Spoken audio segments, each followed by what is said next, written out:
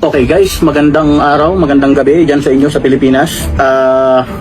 Panoorin po natin itong issue na to na binuksan ni Congressman Paulo Marcoleta. Anak po ito ni Senador Rodante Marcoleta na di umano, sabi po niya ay mayroon daw pong mga vloggers na binabayaran ang Malacanang sa pamamagitan po ng Presidential Communications Office. Ang sabi ito raw ay may 200 mahigit o kulang-kulang 200 mga reactors. Ito yung mga nagre-react, like, heart sa mga posts ng PCO. At meron daw 76 na mga vloggers na binabayaran kada buwan. Panoorin na lang po natin itong video na ito mga kaibigan. Meron din kasi akong kakilala sa PCSO Hindi naman ganun kakilala pero nakakapagkwento rin siya. Sabi niya,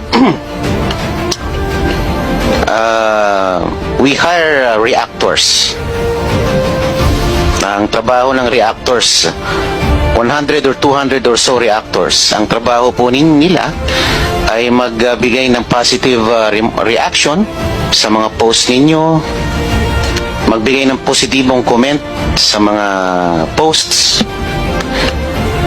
Yun po ang trabaho.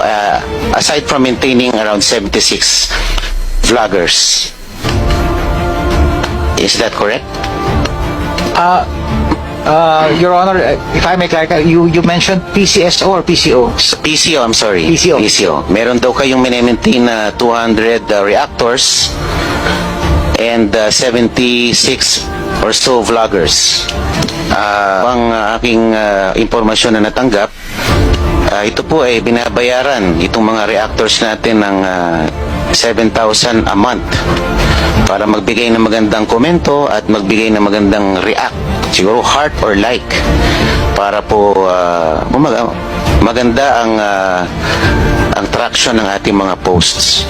Kung sa tingin nyo po, Mr. Secretary, ito po ay organic, bakit po natin sila kailangan bayaran?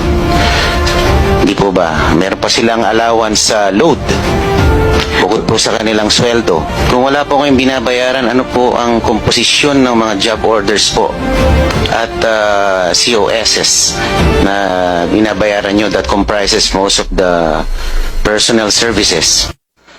Ito po ay binabayaran itong mga reactors natin ng 7,000 a month para magbigay ng magandang komento at magbigay ng magandang react, siguro heart or like.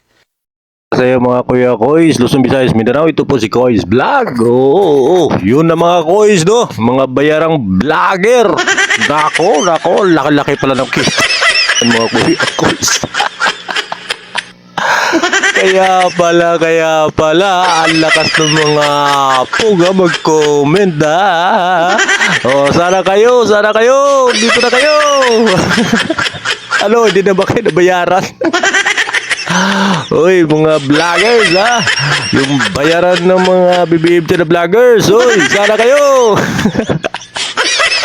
Ay, nako sa inyo. Ito ko si Koys Vlog, nasasabi good luck and goodbye. Thank you.